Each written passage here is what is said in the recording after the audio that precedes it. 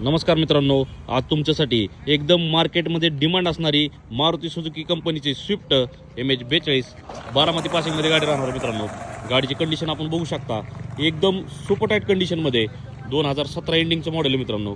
एकदम क्लीन कंडिशनमध्ये गाडी. तसंच गाडीचे टायर कंडिशन आपण बघू शकता, चारही टायर गाडीमध्ये न्यू ब्रँड मिळून जातील. तसंच मिरर, इंडिकेटर्स, इंटेरियर कंडिशन आपण बघू शकता.